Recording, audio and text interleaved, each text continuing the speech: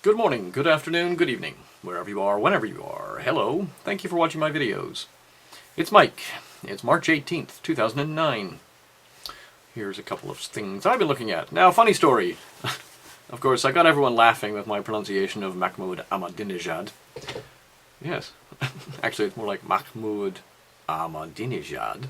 But anyway, I've included a link to a Voice of America pronunciation page. So you too can learn how to say wacky foreign names. Thank you very much. Okay, a quick recap on some of my predictions from the beginning of January. I had said something along the lines of, expect train companies to be in trouble. Well, yesterday in The Guardian, Stagecoach says rail not immune to recession. Okay, so that's starting. Good. I also stated that there'd be papers would be folding and they'd just be doing online editions. The Seattle paper moves online only from the BBC. Yeah, the Seattle paper isn't making enough money from its print edition, so they're canning it. They're just going to have a subscription-only website. They'll probably have a free website as well, but for the real stories, you'll have to pay some money. Okay, so Mr. Obama's stimulus plan refers to, kind of green technology. Let's get everything green and wonderful and everything. Well, Royal Dutch Shell has a different idea. Shell dumps wind, solar, and hydropower in favor of biofuels.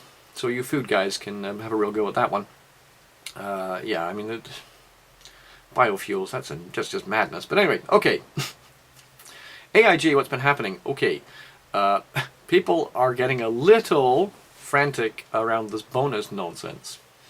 So I've linked an article here. Armed guards at AIG offices after death threats over bonuses. So apparently the people are a little upset about the bonuses and are missing the point of where the bailout money went. Never mind. It's being hyped up. That's cool. However, also came out, Tim Geithner is saying, actually it was Edward Liddy, I guess his name is, U.S. to wind down AIG in orderly way. How are they going to do that? Because that's just a mess.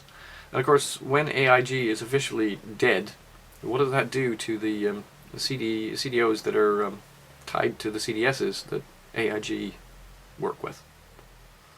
It's going to be strange. Quantitative easing seems to be spreading even further. Bank of Japan to buy more government bonds to revive economy. So they're getting in on the whole let's print some money lark. It's not going to work, but whatever. Revenue investigates Barclays tax mole claims. Okay, now I mentioned this, I think I mentioned this a couple of days ago. Barclays doing some rather dodgy deals with offshore banks. And shifting money around to do tax evasion, effectively. But fully legal tax evasion, that's fine. So The Guardian broke the news, and they had some memos and leaked memos and things. Well, Barclays sicked their lawyers on them immediately and suppressed the actual publication of the memos. Now, MPs are from all parties within the UK are rather upset about that because they condemn Barclays' gag on Guardian over tax papers. So I've linked that as well. Guardian itself is saying, this is not good. However, somehow they managed to get to the WikiLeaks site. So if you want to read these 7 memos, or however many memos there are, they are linked. So you can see what the whistleblower was actually saying about how Barclays ferrets its money off to the Caymans and other such places in a weird web. Okay. Now, why is tax revenue important and all that stuff? Well, linked here from the Daily Mail, fears of tax rises to fill £28 billion black hole as city tax take is halved. The amount of tax revenue that's being generated out of the city has effectively been cut in half. So, where's the government going to get the money from for all the services they've been planning here in the UK? They're not. Not unless they get it from poor saps like you and me living here. Okay, now, saber rattling like you wouldn't believe. Now, did they blink? This is the question. Was Brown blinking when he said, okay, let's try and work with Iran? Or is this merely, let's shake their cage a bit more? Brown issues Iran nuclear warning. Now I'll talk about this a little more in depth, because this is definitely not good. Saying stuff like this. Basically, Brown has warned Iran it faces a clear choice over its nuclear program, and urged it to let the world help it get civil nuclear power. Okay, so basically, Gordon Brown's come out and said, we know what you're doing, even if they aren't doing it, and has said expansion of the nuclear power program was needed globally to meet carbon reduction targets. However, it must be done only for civil power generation purposes.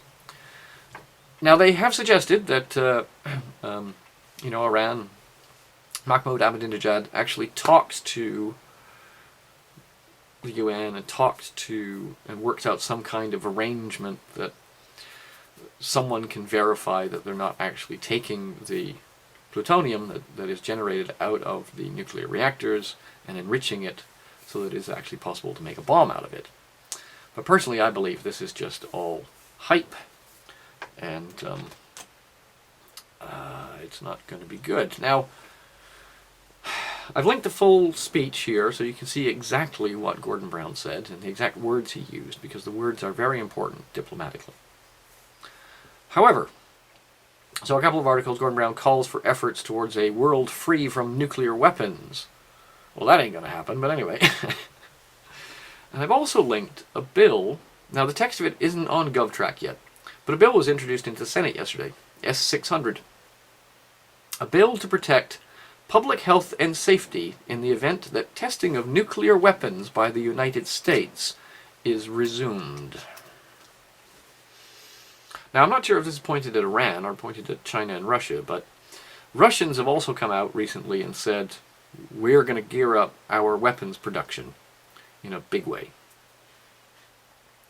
So here we go, folks. The ride is beginning.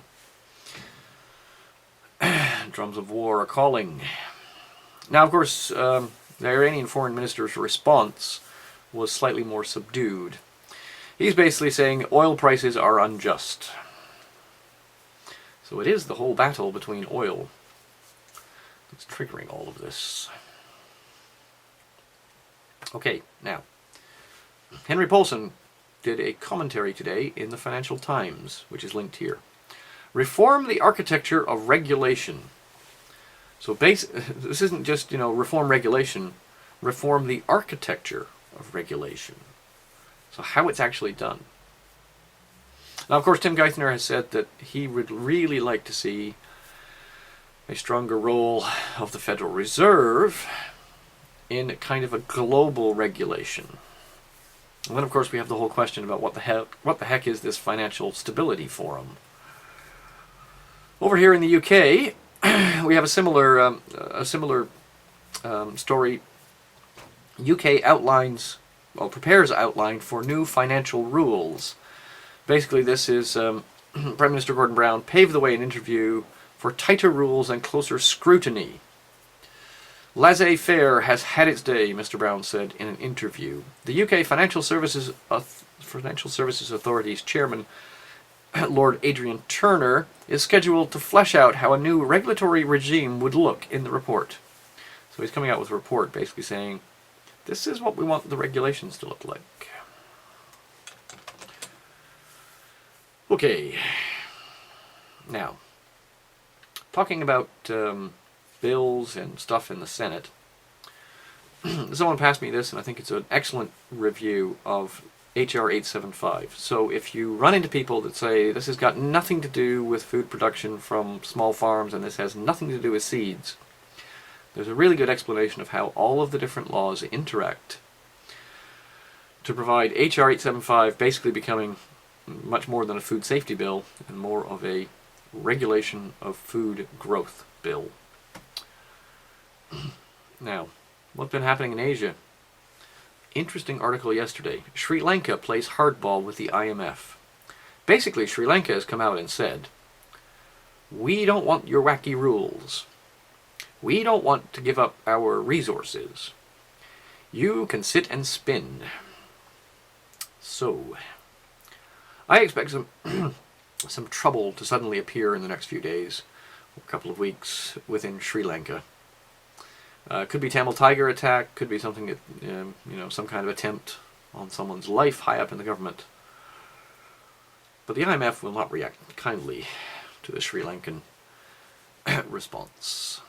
Now, for those of you out there who are having difficulty with your businesses, I've linked an article that I found today which was really, really interesting.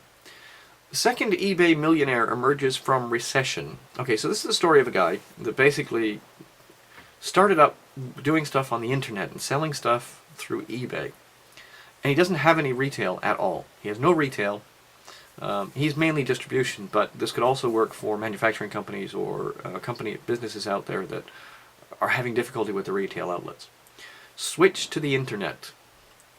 As long as there is some kind of distribution mechanism available to you, you may well be able to find a way past any current difficulties you are experiencing.